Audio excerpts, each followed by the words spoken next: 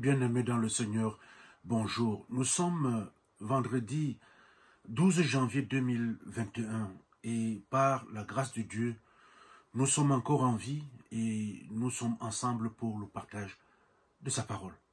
Nous sommes ce matin dans l'Ancien Testament, dans le deuxième livre des rois, au chapitre 4, le verset 23, qui nous dit ceci. Elle répondit, « Tout va bien. »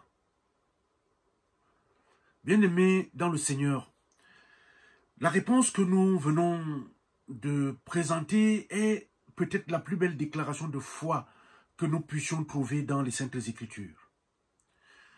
Parce que cette déclaration vient de la bouche d'une femme sunamite qui était stérile, mais pour qui le prophète Élisée avait prophétisé la naissance d'un enfant. Et en effet, l'enfant est venu au monde quelque temps plus tard, souffrant de maux de tête.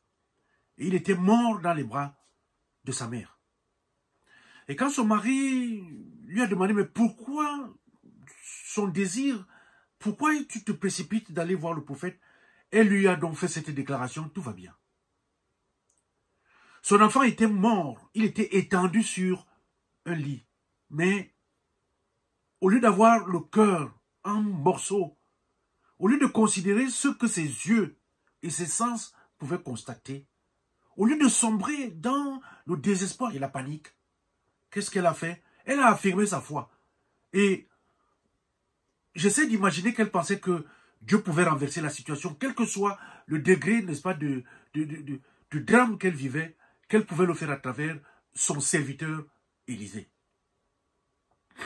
Bien-aimés dans le Seigneur, quel est le constat que nos yeux, aujourd'hui, nos sens et notre logique font sur notre vie?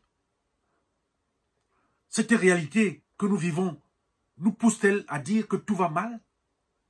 Si nous nous en tenons à ces simples facteurs, qui sont ceux de notre perception, cela est vrai. Parce que partout où nous pouvons jeter le regard aujourd'hui, tout semble mort. Perdu, c'est fini. Mais la foi, bien-aimée dans le Seigneur, a un tout autre regard, car elle ne s'arrête pas à ce premier constat visuel. La foi garde les yeux ouverts sur les réalités spirituelles, et notamment celle-ci. Dieu existe, il est sur son trône, il règne, et il est capable de remédier à l'irrémédiable. La femme sunamite ne ment pas quand elle dit tout va bien. Nous savons que les temps sont difficiles. Il faut une grâce de Dieu pour faire ce genre de déclaration. Mais soyons encouragés par la suite de l'histoire. Élisée s'est déplacé et l'enfant est revenu à la vie. Quelle que soit la noirceur de ta situation, tourne-toi vers le Créateur de l'univers et mets ta foi en action. Invoque-le et demande-lui cette grâce. Le Seigneur agira, ça c'est sûr. Laisse-toi pénétrer. J'ai trouvé ces belles paroles du prophète Ésaïe au chapitre 41 de son livre, au verset 10, il dit ceci. Ne crains rien, car je suis avec toi. Ne promène pas des regards inquiets, car je suis ton Dieu.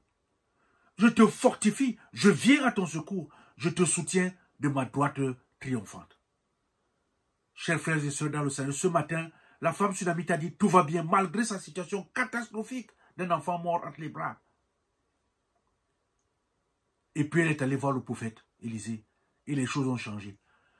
Le thème de notre prière ce matin est le suivant. Quelle que soit la noirceur de ta situation, tourne-toi vers le Seigneur et mets ta foi en action. Amen. Seigneur notre Dieu, merci pour cette nouvelle journée de vie et surtout pour ta parole que tu nous rends ce matin qui est forte, qui réconforte aussi. Permets-nous